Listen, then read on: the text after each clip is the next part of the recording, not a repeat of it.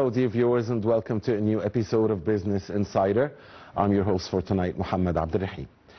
Economists long ago demonstrated the correlation between GDP growth and increased transport levels. This relationship between growth and mobility works in both directions. A wider range of transport options, of course, encourages regional growth. While rising disposable income in a region leads to greater demand for transport. So it's the egg or the chicken or the egg story, I guess.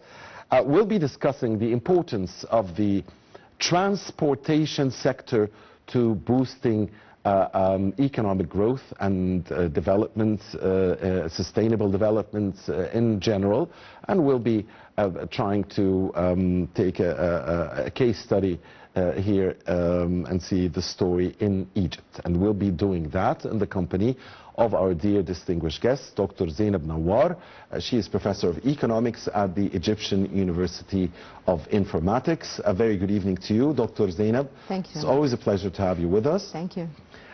Allow us, please, Dr. Zeinab, and dear viewers, first to watch a report about our main topic for tonight, and then come back and start our discussion. Egypt's largest railway station, Bashtil, was inaugurated on Saturday by President Abdel Fattah el-Sisi. Located in Giza, construction of the station began in 2020, designed to serve passengers traveling to and from Upper Egypt. Bashtil railway station, situated in northern Giza, is 4 times bigger than the historic Misri railway station or Ramses station in central Cairo. The new state-of-the-art facility is expected to ease pressure on Ramses station, which connects the nation's railways in all 4 directions, and reduce traffic congestion in Ramses Square, a busy area in the heart of the capital. The station features pharaonic architectural design with a 40-meter high glass pyramid and 4 obelisks at its entrance. It includes 12 railway platforms, tractor and carriage workshops, and a storage hub. Additionally, the station will house a garage, a commercial mall, 4-story hotel, and 28 towers for commercial, administrative and residential purposes. Bashtil station integrates multiple modes of transportation, including the Cairo Metro 3rd line, the monorail, and the bus rapid transit system. It has a daily passenger capacity of 250,000 with 28 ticket windows.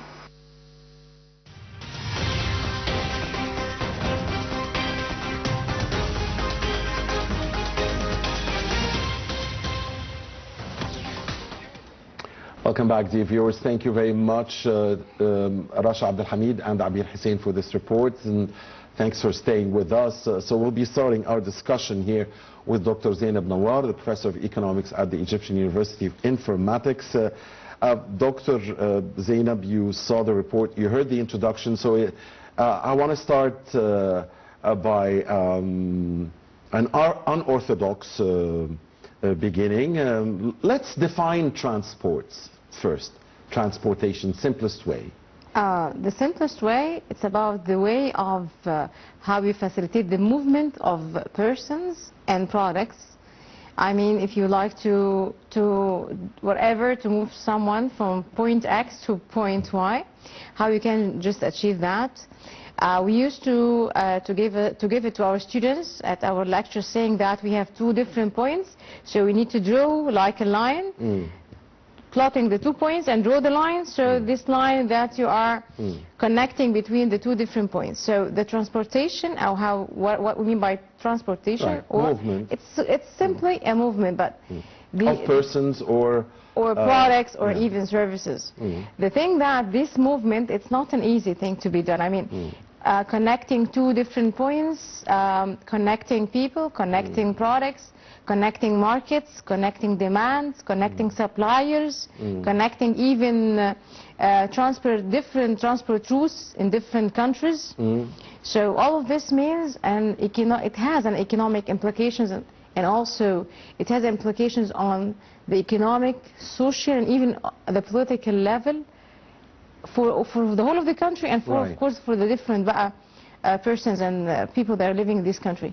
Correct. So given the location of Egypt, and given that we are in the heart of the world, so we have a great potential through these different routes and these transportation routes that to link the world one day, linking Africa to Europe, linking Asia to the rest of the world, linking Europe to Asia through different types of transportation, whether we talk about roads, whether we talk about bridges, talk about maritime, we talk about transportation through the River Nile.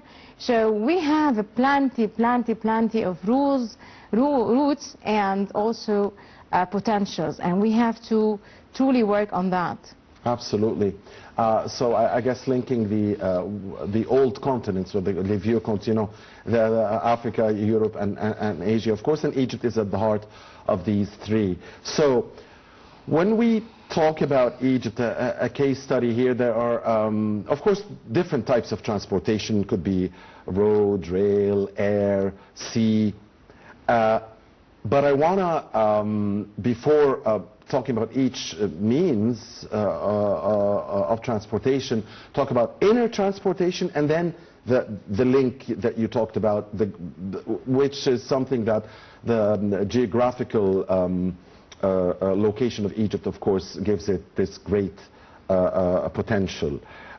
First, the inner transportation. How do you see, especially in the last 10 years, the investments in the infrastructure, especially in roads, bridges, railways, and even building new airports? How do you see that in helping to widen the space where people live, instead of, historically we had Egyptians resided in something like 6 or 7% of the area, yes. But now it's expanding. Building establishing new urban communities, creating jobs, and so on. We used to have a problem before the 10 years that we have, what we can say, big space, potential of big areas, and potential of resources, lands, and people that they are not connected. This is when we talk about the regional, and also that we are Egypt in the heart of the world, and we have this a great potential. It starts by the inner connection. If you don't do this inner connection, I think you cannot compete for the regional part. So what we had before, that we used to have in some places for Upper Egypt, for example, villages that they are not connected, cities in different governorates are not connected, different people, they are producing whatever the agricultural products in different areas and regions of people, regions of Egypt that are not connected. So what we had done throughout these 10 years, that there is a great connection of the different parts and areas of Egypt. You started from the south, ending to the north, going to even to the east and even to the west. What you are doing, you are connecting the different parts of the governorates of Egypt that used to be isolated or separated. What is the importance of doing that? First, we have a political importance of that you are connecting people and connecting different economic activities and connecting the different regions of Egypt. The easiest way to move from a place to another in a less time, and also through a safe travel. Right. This is another thing. If you talk about the new communities, how we are going to link these new communities into the rest of Egypt if we don't have a safe transportation means, a safe roads. So what we had done, or what had been done throughout these 10 years, is connecting the different parts of Egypt all together. This is very important. It has an economic, political, social, and also strategic importance. So this is very important. And also what we need eventually to build on that. We need to build on that. We need to encourage producers. We need to attract foreign direct investors. We need to build on what we had done in ports, in different ports and locations in Egypt. We need to build on that so we can achieve and accelerate the economic growth. Right. which is not an easy task given what we do have in the MENA region right now. But still, we had done a lot. We had done a great job connecting the different parts, connecting Sinai with the rest of Egypt. This is a very, what we can say, this is a huge innovative work that we had done, because Sinai used to be isolated from the rest of the governorates, and this was not a true thing or a right thing to happen. So having this railway getting into different areas from Ismailia to Sinai, so this is a huge what we can say transformation for the people living in Sinai, and also for the rest of the governorate in Egypt. Maybe you cannot imagine that how this will have an effect on the long term. No, it will have a great effect. Surely, but you said the word long term, and I was really thinking just before you said long term. We've spent billions and billions on the infrastructure, which will definitely serve future generations for sure. But isn't it a fact that the nature of this spending usually takes time to bear fruit and to have an effect on, the economy and people's lives? It depends on the system of management of this, or managing this infrastructure. I mean, you have this type of hard work that you have done the infrastructure, and the soft work and the softest thing that you have to do, how we are going to manage this properly, how we can get out the best that we can get from what we had even done. in the short term. So you think we can reap more benefit even in the short term? We can get some benefits in the short term. Yes, we can get some of them, but on the longer term we will have more benefits. But the thing that maybe why the picture, it seems that it's not clear, because what we have right now in the MENA region, all of this disturbance, so we cannot see the vision or the clear, we can see the picture clearly. But in a way or another, what had been done, it will have a good and great effect on the Egyptian economy. Sure. So sure. there's no worry about that. Even if we don't have foreign direct investors, maybe we are, well, this is what we're doing now, we are investing in the local investors, we are investing for the startups. We have different universities now working with the youth for the startups and with the local investors and for the local manufacturers, and also getting them engaged in the in manufacturing and also to the new technologies and all of that. So even if you have a scenario which is not working, like attracting the FDI because of the current political situation in the MENA region, so you will have other plenty scenarios that can build on what you had achieved. What about helping GDP move because of the faster and safer movement of people now and of products and goods from different governorates, from any governorate really in Egypt to any other? Increasing GDP, gross domestic product, means increasing output. So what we are hoping for, that we need to increase the output of the different sectors. So if we think simply, if we have a product in governorate, in whatever governorate, or in whatever village, in whatever governorate, and you want to transfer this product from point A to point B. So the faster they do the movement, okay, and also the safest to do the movement for products and also for the people. This means that you will have less time. Less time means less cost. This is also will help in increasing the competitiveness of the Egyptian products. And saving time means that you will manufacture in whatever faster. So you will produce more. And you will be able to sell more even in the market. I mean, the selling activities, how we are going to transfer this raw material into the manufactory, whatever, and then the final product also to transfer into the markets, whether these markets are inside Egypt or these markets outside Egypt. And this comes the role of the ports. Exporting, this is also what, foreign currency. Yes. Okay, so it's about that you have done like a comprehensive, innovative way to develop the transportation infrastructure of Egypt, whether inside the country or to help also the transfer of the product outside the country. Right. Well, I guess when you mentioned the regional situation, the crises and the wars that we are having around us, you must have been thinking about all of the investments in the Suez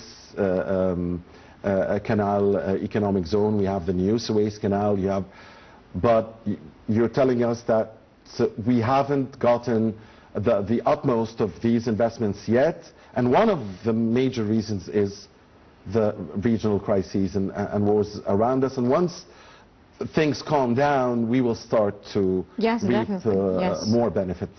Yes, this is the case. What we have in the region and what we have worldwide, it was expected. I'll tell you, it was expected since Russia, Ukraine? No, the trade war between China and the U.S. I had read a lot and a lot of expectations saying that this war between U.S. and China will not stop at this stage. And this is eventually happened because we started to have Corona and we started to have other. And so if former President Trump comes back to the White House again, I guess this war will escalate. Once again, it's politics. So I see that this type of clashes between different civilizations, unfortunately, it has an effect on the MENA region, because along the history, if we go back to the history, we'll see that when there is a civilization clashes, we'll see that these clashes ends to be at the MENA region in whatever tools, means that you can imagine. And unfortunately, this is the case that we do have. We're usually the ground where the game is being played. Yes. Again, Egypt and the MENA region and all this region. Even World War II was settled in Alamein, in Egypt. Yes, this is why we said that our location is very important. When we say that Egypt in the heart, it's not about something that we're just saying symbols and they say yes. No, this is a true thing. And unfortunately, we have the positive side of the word in our land, and we have the negative also side, which is the civilization clashes that we do have, and all of these changes worldwide, and even the changes in politics, changes in ideologies in some areas, changes in thoughts, and all of this revolution in the way of thinking. We have a lot of changes everywhere. So you're saying that any design for the transport sector, for the GDP plans, has to take into effect that these crises will unfortunately probably continue to exist. Yes, this is the case. Yes, this is the case, unfortunately. And we couldn't imagine that we will have this type of escalation of these clashes, because we don't know. Those people who used to live in the time of World War II, they didn't think that the World War II would go in this direction. Obviously. And once again, we didn't think, those who are just keeping saying that for the Egyptian government that should have done. No one can imagine what's going on there. The entire region. You cannot even, it's beyond your ability even to put scenarios of this type of crashes, that it became so complex. So what we have to do, that we have to continue building and working on ourselves and working on the types and different types of projects and infrastructure projects inside Egypt, encouraging the local manufacturers and also encouraging the business, doing whatever reform that we need to do till we see how this will end. But we have to continue working, and we have to continue building and working in different areas, sectors, at universities, at institutions, at schools. We have to continue. We cannot stop. Usually it is said that crises offer opportunities. But in this case, for the transport sector, what is the opportunity in the middle of crises that exist around us now? I know it's a tough question.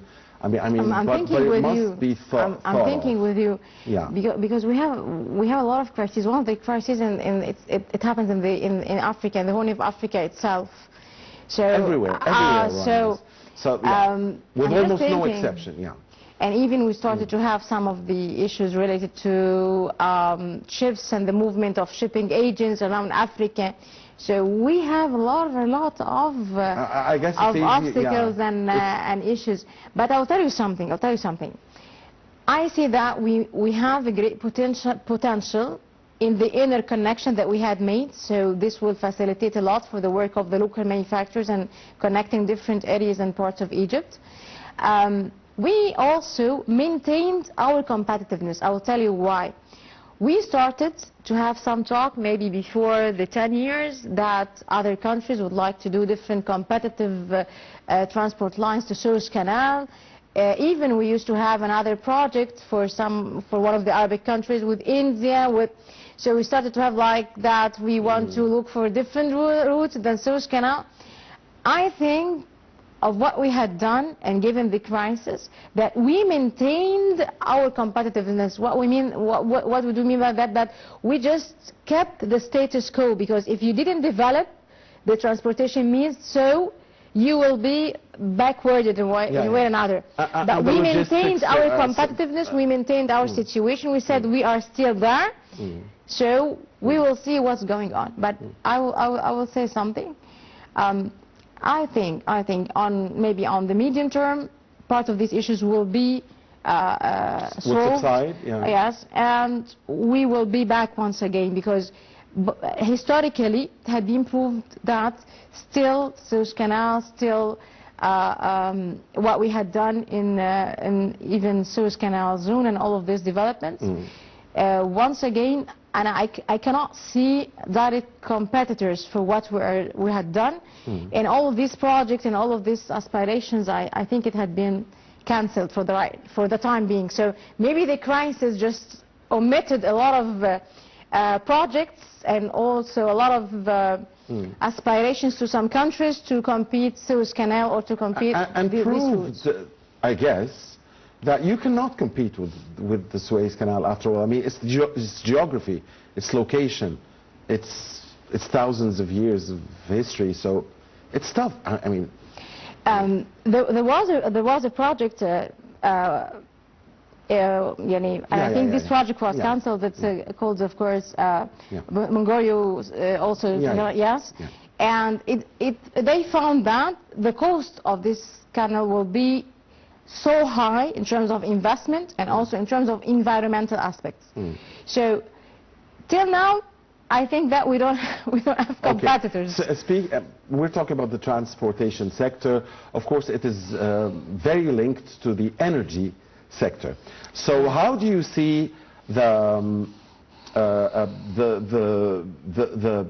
our policies in transformation to cleaner energy, in in investments in green hydrogen, in investments in electric cars, cleaner energy in general? Yes, how important will this be in the near future? We are moving so fast in this direction, and we have to move in that way. I'll tell you why.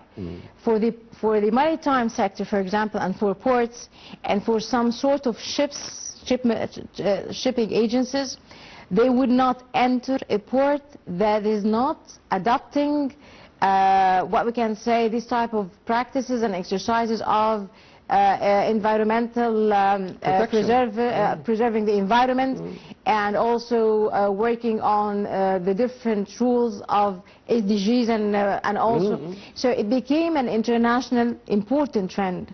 So you have to abide by that, and you have to work on that, because if you didn't comply with them, you will have different standards worldwide. You start to have the European standards dealing with different types of shipment, and for the shipping agents, you started to have this type of standards even for the Asian countries. So you have to adapt yourself with all of these challenges, and also we have to use our resources. We have plenty of them. We have a lot of solar activities and solar energy everywhere. We have to use it, and also we have to see the potential for the clean energy, and this is an international trend. And also, once again, given the resources that we do have here in Egypt, in terms of the natural resources that we do have, this of course will place us in a good an excellent stage in terms of clean energy, and also looking for different clean means to manufacture, and also to even for the agricultural products. Right, Dr. Zeinab. I guess investment in the transportation sector usually helps developing countries more than others in achieving faster growth? That's historically speaking. Developing countries would benefit unfortunately, more. historically, we had been used because of that. Yani, historically, we used to be like what is happening for different poor developing nations of the world. They had been used by the developed ones because of the resources and because also of the linkages with the different places of the world, and because of what we do have in terms of potential of linkages between different places. So yes, definitely this is the case for the developing world. Taking care of the transportation means, yes, it's one of the edges, and that every developing country is working on that. It's not about Egypt. Yeah. Right. When I went to India, I went there also, they have been working a lot on their transportation means and taking care of their ports because they want to export a lot into the rest of the world. So this is normal, this type of investment absolutely for the developing world. And we had a prediction here by the OECD predicting that the global demand for mobility services will grow significantly. Again, global demand for mobility services will grow significantly in the upcoming years, and it gave examples to countries whose economies are developing. The report pointed to Bangladesh and Senegal and Indonesia, and also said that this will help countries recovering from crises like Greece and Portugal. That's according to the report. So yes, everybody spends on transportation and on infrastructure, and probably countries developing and coming out of crises will benefit more from this. I want to ask you about the chicken or the egg question. So is it because we invest in infrastructure that we will have economic growth, or is it because we have economic growth we will then be needing to spend more on infrastructure and on transport? Which comes before the other?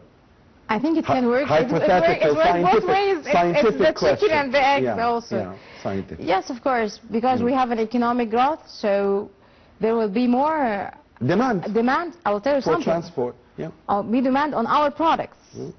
If we had developed and we had achieved quality products and we need to export them out there, so we can create a demand from outside to our products. So it will be something encouraging for more of infrastructure and work on the transportation means and all of that.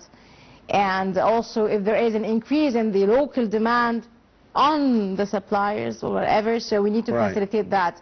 If there is a demand, increasing demand for more of manufacturers and producers to come and to produce, need to spend on infrastructure, so you need to spend. on roads. But I just thinking about another question.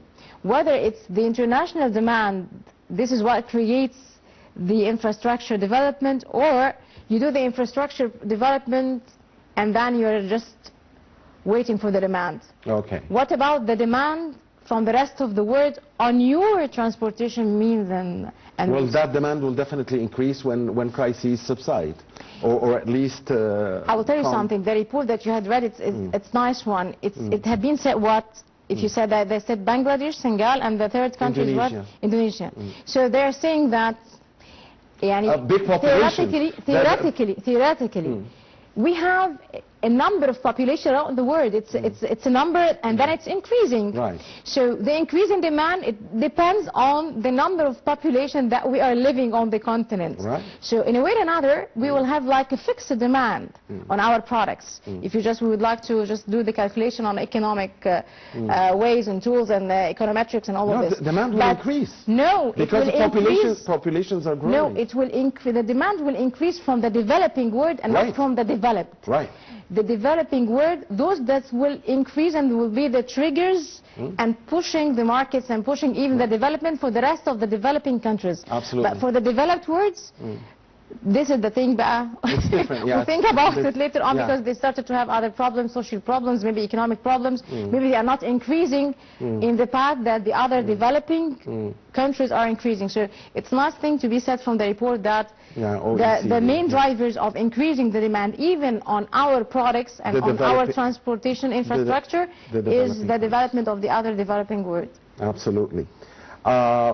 It's always nice to have you with us, Dr. Zeinab. Unfortunately, our time is up. Dr. Zeinab Nawar, the professor of economics at the Egyptian University of Informatics. Hope to see you again. Thank you. Thank you. Thank you. And thank you, dear viewers, for watching Business Insider. Please stay with Nile TV. Good night.